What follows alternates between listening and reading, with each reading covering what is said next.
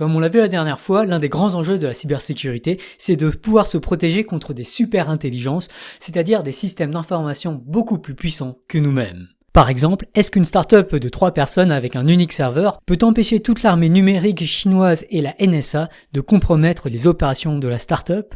Ou mieux encore, est-ce que la Commission européenne peut mettre en place des dispositifs pour vérifier que Google respecte bien les lois européennes?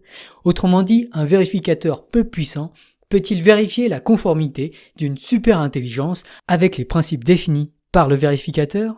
Ça risque d'être compliqué. Aujourd'hui, on va voir que ces questions sont au cœur du problème le plus prestigieux de la science de l'information, à savoir le problème P versus NP. Et on va également voir de nombreuses autres variantes, notamment le problème P versus IP. Bien souvent, comme l'ont d'ailleurs très bien fait Patience et Science Étonnante, on présente le problème P versus NP comme une question sur la capacité des machines à résoudre des problèmes difficiles. Mais on peut en fait aussi l'interpréter comme une question sur la faculté d'un vérificateur faible à déléguer des tâches à une sorte de super-intelligence sans que la super-intelligence ne puisse tromper le vérificateur. Voilà, je préfère ça. Et comme on va le voir, il existe des réponses positives à ces questions. Autrement dit, si on prend le temps de développer des systèmes cryptographiques sécurisés, il est tout à fait possible de garder des superintelligences sous contrôle, au moins dans le contexte de certaines applications. A priori, il peut sembler que déléguer une tâche à une superintelligence qui n'est pas digne de confiance ne soit pas d'un énorme intérêt. Comment vérifier en quelques milliards d'opérations seulement les milliards d'opérations que cette superintelligence aura potentiellement effectuées? Eh bien, en gros, le problème P versus NP revient à répondre oui, c'est possible à cette question pour au moins une certaine classe de problèmes. Mieux encore, prouver que P est différent de NP, c'est démontrer que pour beaucoup de problèmes, ce gain à déléguer est absolument gigantesque et sécurisé. Oui, c'est possible. Un exemple typique de l'intérêt d'exploiter une superintelligence, c'est le problème de prouver des théorèmes mathématiques. Grâce à des langages formels comme Coq, on peut maintenant représenter formellement les théorèmes et les preuves mathématiques. Mieux encore, en encodant les axiomes des mathématiques et de la logique dans Coq, on a conçu un algorithme capable de vérifier la validité des preuves mathématiques si elles sont écrites de façon formelle. Ainsi, l'algorithme de vérification de Coq s'écrit comme une fonction verifie qui prend en argument une preuve et un théorème, et cette fonction répond oui si la preuve est une preuve valide du théorème, sinon elle répond non. Bien entendu, cet algorithme n'est pas magique, il lui faudra néanmoins travailler pour faire cette vérification. Mais la question qui se pose, c'est si l'algorithme y gagnerait beaucoup à déléguer la recherche de preuves mathématiques plutôt qu'à l'effectuer lui-même. Plus précisément, étant donné un théorème, y a-t-il un intérêt à délaisser à d'autres la tâche de trouver une preuve telle que vérifie preuve de théorème est égale à oui? D'autant que Coq n'est pas juste qu'un vérificateur de preuves, il est aussi capable de rechercher des preuves lui-même. Après tout, puisque preuve n'est qu'une suite de symboles, il suffit même de lister toutes les potentielles valeurs de preuves, en commençant par celle à un symbole, puis celle à 2 symboles, et ainsi de suite. Si Coq veut trouver une preuve, il lui suffit de suivre cet algorithme pour y arriver. Cependant, ceci nécessitera beaucoup de travail de sa part, beaucoup plus que la simple tâche de vérification de la validité d'une preuve mathématique. Bon, en pratique pour nous autres humains, parfois il arrive que vérifier une preuve prenne en fait autant de temps que la trouver. C'était notamment le cas d'un certain Gregory Perelman, et il y a pas mal de vidéos assez chouettes que vous pouvez voir à ce sujet. Bref. Pour mesurer le gain à déléguer, les informaticiens proposent de quantifier le travail nécessaire à la recherche relativement au travail nécessaire à la vérification. En fait, les problèmes P, c'est en gros les problèmes de vérification, tandis que les problèmes NP, ce sont les problèmes de recherche de solutions. Le problème P versus NP demande alors s'il existe des problèmes pour lesquels la recherche est forcément exponentiellement plus longue que la vérification. Et on considère généralement qu'il s'agit là du plus important problème ouvert de l'informatique et peut-être même de toutes les mathématiques, de toutes les sciences et peut-être surtout de la sécurité nationale. En tout cas, le Clay Institute of Mathematics offre $1 million à quiconque résoudrait ce problème. Ça fait beaucoup. Considérons ainsi toutes les preuves d'un théorème donné dont le temps de vérification est faible, c'est-à-dire qu'il peut être vérifié en n secondes par Coq sur un laptop de base. On va considérer que si le temps qu'il aurait fallu pour trouver une preuve parmi l'ensemble des preuves qui peuvent se vérifier en n secondes, si le temps qu'il faut pour trouver une telle preuve est de l'ordre de n carré, alors il y aurait eu un gain à externaliser la preuve, mais il ne sera pas énorme. Idem si ce temps de recherche est de l'ordre de n au cube ou n puissance 100. Bon, en vrai, en pratique, n puissance 100, c'est vraiment énorme. Mais il y a des nombres beaucoup plus grands que cela. Dans le cadre du problème P versus NP en particulier, le vérificateur y gagne énormément si le temps qui lui aurait été nécessaire pour trouver une preuve dont le temps de vérification est de n secondes est de l'ordre de 2 puissance n secondes. C'est-à-dire un temps de calcul exponentiel en le temps de vérification. Et oui, parce que 2 puissance n est une croissance exponentielle, c'est-à-dire qu'elle dépasse très rapidement notre entendement et en particulier ce que le vérificateur pourrait imaginer effectuer. Pour illustrer, si on prend n est égal à 60 secondes, c'est-à-dire les preuves et les théorèmes avec une vérifiabilité en 1 minute, alors 2 puissance n est de l'ordre de 10 puissance 18 secondes, soit l'âge de l'univers. Et c'est là qu'on se rend compte de la puissance de la vérification dans un monde où P est différent de NP. Si tel est le cas, il existe en fait de nombreux problèmes, comme la vérification des preuves mathématiques, qui nécessiteraient des temps astronomiques pour être résolus, alors qu'on peut en vérifier la solution en 1 minute seulement. C'est puissant, hein? Alors, en pratique, il existe bel et bien des superintelligences numériques, ou du moins des réseaux de machines, qui sont capables d'effectuer 10 puissance 18 opérations en 1 seconde. On estime ainsi que l'ensemble des mineurs du Bitcoin y parvient, ainsi que les supercalculateurs modernes. Et du coup, il y a un vrai intérêt à la délégation du calcul, suivi d'une vérification peu coûteuse. Cependant, dès qu'on passe à des problèmes un poil plus compliqués, comme déterminer une preuve d'un théorème avec un temps de vérification de n est égal à 2 minutes, même la combinaison de tous les supercalculateurs sur Terre nécessiterait l'âge de l'univers pour y parvenir. Et si on passe à n est égal à 3 minutes, alors là on peut être raisonnablement confiant qu'aucune machine sur Terre ne parviendra jamais au bout du calcul nécessaire à la recherche à ladite preuve du théorème.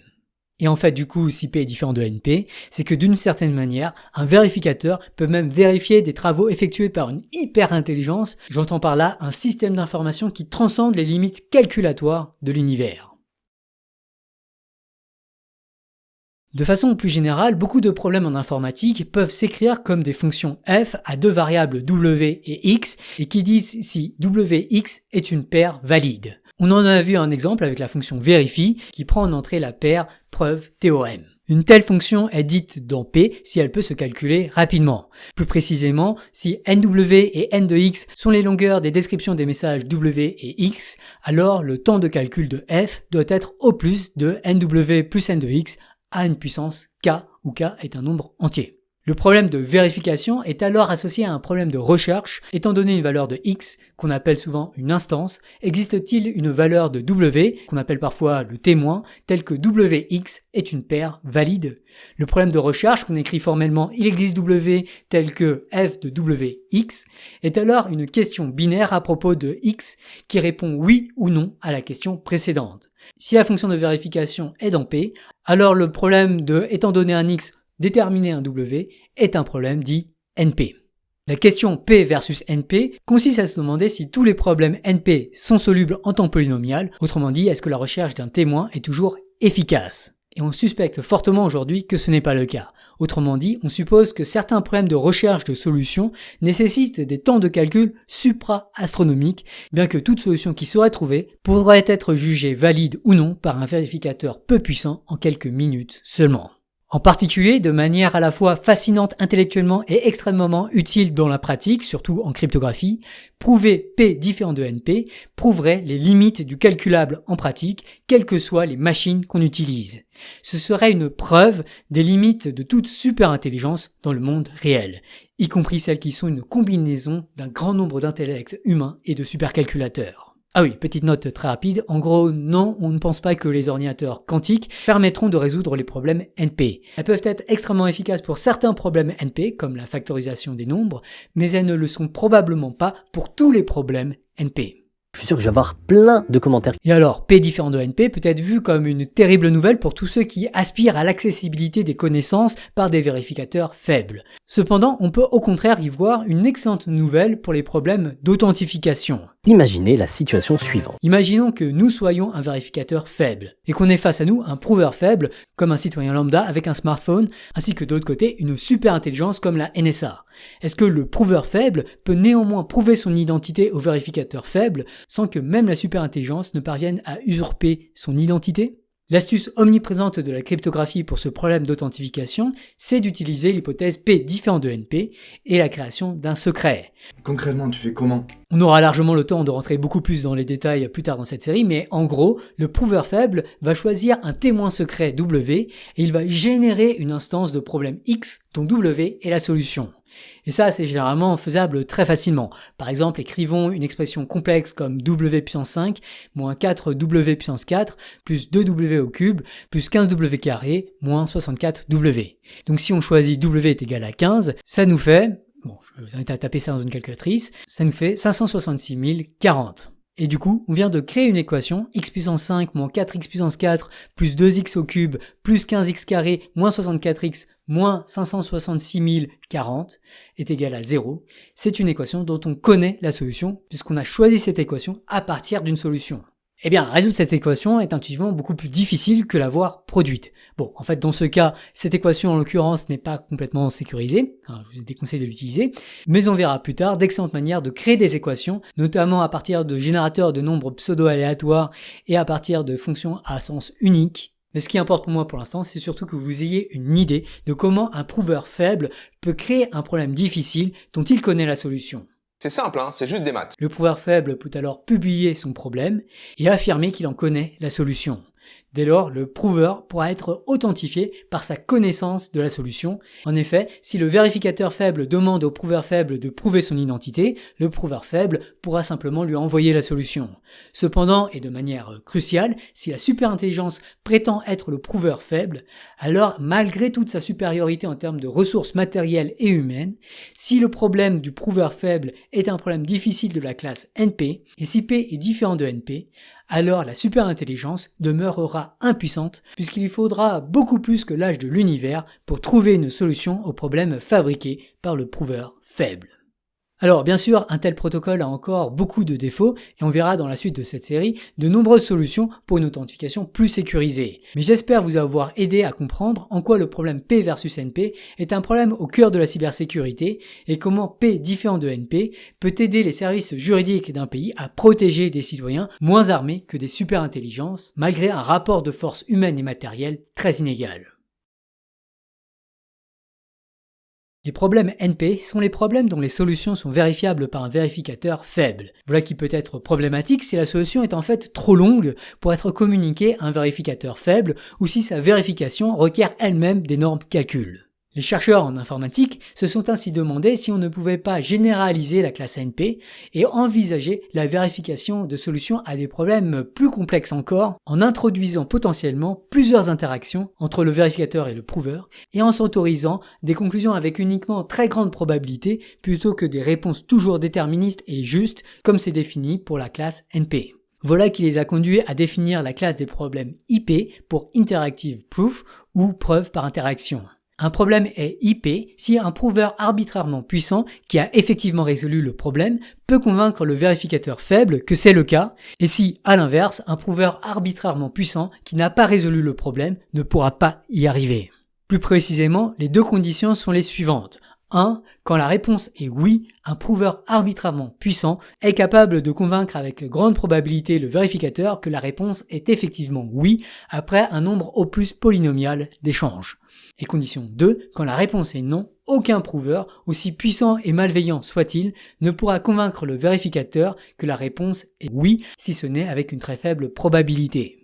Comme on va le voir dans la suite de cette série, les preuves IP sont en fait encore un peu plus au cœur des solutions les plus spectaculaires de la cryptographie moderne, notamment quand il s'agit de fournir des preuves d'authentification avec divulgation nulle de connaissances. Et de manière assez spectaculaire, on suspecte qu'elles permettent aux vérificateurs de vérifier des solutions à des problèmes autrement plus complexes que les problèmes de la classe NP, à savoir des problèmes de recherche de témoins tels que prouver la validité du témoin ne peut pas se faire en temps polynomial. Là, le plus compliqué, c'est d'arriver à suivre le rythme. Plus précisément, on a démontré que les interactions multiples permettent de résoudre des problèmes de la classe P-space, c'est-à-dire les problèmes résolubles avec une espace-mémoire polynomiale, mais dont le temps de calcul est arbitrairement grand. Autrement dit, on a l'égalité, IP est égal à P-space. Or, on suspecte également PSpace d'être strictement plus grand que NP, c'est-à-dire que certains problèmes de recherche de solutions qui n'ont pas de vérifiabilité de solutions efficaces peuvent néanmoins être résolus avec une espace mémoire raisonnable ou de manière équivalente, sachant que IP est égal à PSpace. Ce sont des problèmes pour lesquels une solution peut être communiquée de manière convaincante à un vérificateur faible via des interactions multiples. Un exemple de problème PSpace qui ne semble pas dans NP est le calcul de la formule de Bayes lorsqu'on considère un nombre exponentiel de théories, chacune étant polynomialement efficace en mémoire pour effectuer des prédictions. En discutant, une superintelligence pourrait en principe me convaincre de la validité de ces calculs, même si elle pourrait être incapable de m'expliquer tous ces calculs. Un autre exemple est celui de certains jeux de plateau comme le Hex et le Reversi. Une hyperintelligence sera en mesure de nous convaincre qu'elle possède effectivement la stratégie optimale à ces jeux. Alors que rien que décrire cette stratégie optimale, c'est-à-dire dire à chaque situation de jeu quel coup il faut effectuer, prend déjà un temps déraisonnable. Je m'attendais pas à ce que ce soit aussi intense. On peut même définir des variantes plus puissantes encore que la classe IP, comme les classes MIP et IOP, où l'idée est à chaque fois d'ajouter des contextes d'échange qui permettent au vérificateur de vérifier plus en travaillant moins. Dans les problèmes MIP, pour Multi-Prover Interactive Proof, un vérificateur peut interroger plusieurs prouveurs qui connaissent chacun la bonne réponse, mais on va supposer qu'il peut les séparer pour les interroger sans qu'aucune de ces superintelligences ne puisse communiquer avec l'autre. Ce n'est pas forcément très réaliste, surtout sur le web aujourd'hui, mais ce concept est en fait très utile pour concevoir des arguments succincts de connaissances sans interaction, comme on va en parler un peu plus tard dans cette vidéo. De manière spectaculaire, on a démontré que la classe MIP est équivalente à NextTime, qui est la classe des problèmes de recherche dont la vérification est possible en temps exponentiel. Pour le coup, on a démontré que cette classe est strictement plus grande que NP, et donc que la classe P, ce qui montre qu'un problème difficile de la classe MIP ne pourra pas être résolu par une superintelligence, y compris dans le cas où P est égal à NP. C'est quand même assez fou ce qu'on a réussi à démontrer. Waouh! C'est dingue, non? Enfin, dans les problèmes IOP pour Interactive Oracle Protocol, le vérificateur a la capacité de laisser parler le prouveur très longtemps en l'ignorant complètement, sauf pour attraper quelques bribes d'informations précises choisies par le vérificateur. Et surtout, le vérificateur ne perd aucun temps ni travail à laisser parler le prouveur très longtemps, un peu comme si le prouveur parlait infiniment vite, sauf au moment de dire les informations que le vérificateur veut noter. Là encore, on pourrait imaginer que ce contexte de discussion est complètement farfelu et inapplicable en pratique. Détrompez-vous, il est possible de les transformer en arguments succincts de connaissances sans interaction, qui sont des objets absolument spectaculaires. Dans tous les protocoles IP, MIP et IOP, le vérificateur exploite le hasard pour lancer des défis au prouveur. Et c'est le fait que le prouveur soit incapable d'anticiper ce hasard qui fait que le vérificateur peut vérifier les propos du prouveur avec relativement peu d'efforts. Eh bien, en 1986, les informaticiens Amos Fiat et Adi Shamir ont proposé de laisser le prouveur simuler le travail du vérificateur. Autrement dit, le prouveur va lui-même se lancer des défis au hasard. Mais pour que le prouveur ne puisse pas contrôler ce hasard, on va lui imposer un procédé pour générer le hasard. Ou plutôt pour se lancer un défi qu'il ne pouvait pas avoir anticipé avant de se lancer dans l'opération de preuve. En pratique, à chaque fois que le vérificateur devait lui lancer un défi aléatoire, le prouveur va prendre l'ensemble de toutes les données du problème, y compris celles qu'il a générées, et les rentrer dans un générateur de nombres pseudo-aléatoires qui va typiquement s'appuyer sur des fonctions de hachage cryptographique, des objets dont je vous ai parlé dans un épisode de la série sur String Theory. En effet, on pense aujourd'hui, même si on ne l'a pas démontré, qu'il est extrêmement difficile de prévoir l'issue d'une fonction de hachage cryptographique, à part en devinant au hasard ou en effectuant le calcul de la fonction de hachage cryptographique elle-même.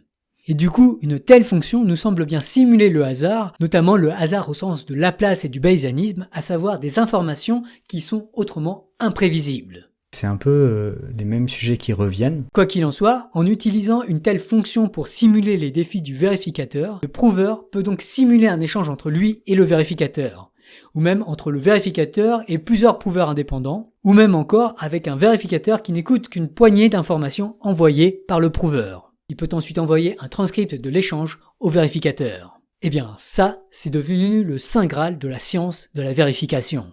Grâce à l'algorithme de Fiat-Shamir, à partir des preuves IP, MIP ou IOP, on a obtenu un transcript qu'on appelle un argument succinct de connaissance sans interaction, ou SNARK conformément à l'acronyme anglais. Un SNARK, c'est un peu comme une preuve dans un problème NP, c'est-à-dire qu'il permet à un prouveur de convaincre un vérificateur qu'il connaît la solution à un problème difficile, que le vérificateur n'a pas les moyens de résoudre lui-même, et que même aucune superintelligence n'est capable de prouver, potentiellement parce que le prouveur a conçu le problème à partir d'une solution qu'il avait choisie au préalable. C'est limpide, non? Cependant, les SNARK ont 3 grandes spécificités qui les distinguent des preuves des problèmes NP. Premièrement, et c'est le plus important, le SNARK est beaucoup plus court que la preuve du problème NP. Alors comment est-ce qu'on arrive à avoir un argument beaucoup plus court que la solution du problème? Alors ça, c'est vraiment pas si simple et je laisse ça pour des prochaines vidéos. En tout cas, ça permet à un vérificateur faible de vérifier le SNARK très facilement, même pour des problèmes extrêmement complexes, potentiellement beaucoup plus difficiles à résoudre que des problèmes de la classe NP. Le fait qu'un SNARK soit très court permet aussi au vérificateur de collecter et de compiler les preuves dans une base de données et ainsi d'assurer la validité d'un très grand nombre d'opérations à l'aide de SNARK. On retrouve ainsi typiquement les SNARK dans de nombreux systèmes type blockchain. Mais le contre-coup de cette super propriété des SNARK, c'est que du coup le SNARK n'est valide qu'avec très grande probabilité. Très grande probabilité, c'est potentiellement vraiment très grande probabilité. En fait, on peut ajuster le nombre de bits de sécurité informationnelle de sorte à considérer que tous les SNARK produits dans le millénaire à venir vont être valides avec très grande probabilité. Donc en fait, c'est pas vraiment un problème en pratique. Enfin, le SNARK n'est valide que si les prouveurs qui l'ont produit ont une puissance de calcul limitée. Pour le préciser, on dit parfois des SNARK que ce sont des arguments plutôt que des preuves. Je ne vais pas entrer dans les détails de ces jargons qui sont vraiment techniques. Cependant, si on suppose P différent de NP, et si on conçoit les SNARK avec un nombre de bits de sécurité calculatoire suffisant, typiquement de l'ordre de 120 bits, alors même une superintelligence sera incapable de produire des SNARK trompeurs, dans le sens où ils seront acceptés par le vérificateur, alors que le vérificateur n'aurait pas dû les accepter. Bref, en pratique, on peut considérer que les faiblesses 2 et 3 des SNARK ne sont en fait pas des limitations pratiques. Voilà qui suggère que les SNARK sont en fait des solutions extrêmement puissantes pour permettre à un vérificateur faible d'exiger des preuves de la part d'une superintelligence, des preuves que ladite superintelligence se conforme bien selon les exigences du vérificateur faible, comme par exemple obéir à la loi. Est-ce qu'on pourrait par exemple utiliser les SNARK pour exiger des concepteurs des intelligences artificielles qu'ils prouvent à des juristes que leurs données d'entraînement ne violent pas des droits d'auteur ou des données personnelles?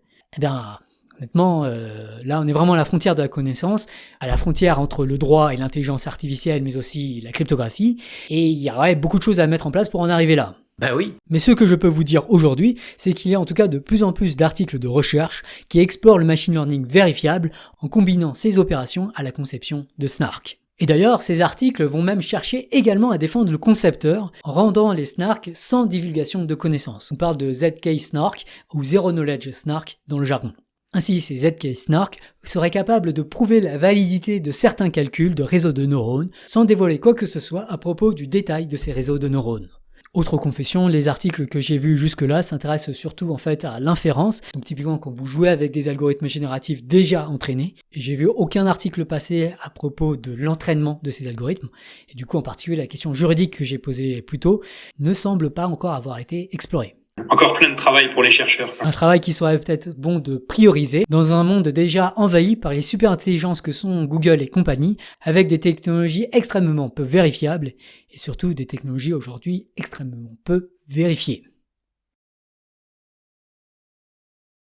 Les limites calculatoires peuvent paraître insatisfaisantes pour ceux qui considèrent que la connaissance est le Graal ultime. Cependant, j'espère que j'ai pu vous faire sentir aujourd'hui en quoi ces limites calculatoires sont en fait une bénédiction pour se protéger des superintelligences capables d'effectuer beaucoup plus d'opérations que nous, grâce à leurs ressources humaines et matérielles, mais sont néanmoins limitées dans leur capacité. En particulier, c'est assez remarquable que grâce à des problèmes NP, un prouveur faible peut être mis sur la même marche qu'une superintelligence, malgré le fait que leurs interactions soient arbitrées par un arbitre faible. Donc c'est pas juste des principes abstraits. Voilà qui semble être des propriétés essentielles pour rétablir de la démocratie en ligne, notamment un droit d'amplification qui dépend beaucoup plus du jugement des citoyens, plutôt qu'il ne dépend de superintelligences comme Google ou comme des armées de trolls étrangers. Et oui, tant qu'on ne régule pas l'amplification en ligne à l'aide de la cryptographie, les superintelligences malveillantes, armées de fermes de trolls humains et électroniques, seront capables d'exploiter la supériorité de leurs moyens de production et surtout de diffusion de l'information pour imposer leur propagande et noyer la parole citoyenne. En fait, la sécurité de projets comme Tournesol dépend déjà aujourd'hui fortement des solutions cryptographiques qui vous permettent par exemple de créer un compte sur Tournesol et d'être raisonnablement confiant dans le fait qu'aucune superintelligence ne peut se connecter à votre compte à votre place. De même, la certification des comptes aujourd'hui sur Tournesol s'appuie in fine sur des solutions de cryptographie, notamment sur le fait que même une superintelligence aura bien du mal à s'octroyer à un grand nombre d'adresses email académiques par exemple. Vu le hack de Paris-Saclay, j'imagine que la NSA pourrait y arriver. Donc on n'est peut-être pas protégé de NSA, mais peut-être protégé de superintelligence moins puissante. C'est pas terrible, mais ça aurait pu être pire. Cependant, pour avoir plus de sécurité sur une plateforme comme Tournesol, il va nous falloir beaucoup plus d'outils cryptographiques encore. Et ce n'est d'ailleurs pas la seule chose dont on aura besoin. Avant tout, un projet comme Tournesol a besoin de contributeurs. Une démocratie en ligne ne sera effective que s'il y a des citoyens pour participer à cette démocratie. J'en profite donc pour vous appeler à contribuer à Tournesol en créant un compte sur la plateforme et en évaluant sur la plateforme les meilleures vidéos de YouTube que vous connaissez. Quelles sont les vidéos sur tout YouTube qui, d'après vous, devraient être beaucoup plus recommandées par l'algorithme de recommandation de Tournesol ? Clairement, faire ce travail d'identification de la qualité est un travail citoyen et je ne peux que vous encourager à l'effectuer. Merci. Il y a $1 million en jeu pour le problème P versus NP, mais j'espère vous avoir convaincu aujourd'hui qu'il y a en fait beaucoup plus encore en jeu. Grâce au snark et aux preuves à divulgation nulle de connaissances, il est en fait certainement possible d'importer en ligne un très grand nombre des propriétés des délibérations citoyennes hors ligne, notamment des notions comme la confidentialité du vote, l'anonymat des lanceurs d'alerte ou encore la vérifiabilité des décomptes des voix. Mais pour espérer en arriver là, si possible avant l'effondrement des démocraties à travers le monde, il va nous falloir investir beaucoup plus de ressources humaines, matérielles et financières dans une véritable stratégie de cyberdéfense de l'espace numérique, que ce soit à l'échelle individuelle, à l'échelle de nos organisations ou à l'échelle des démocraties.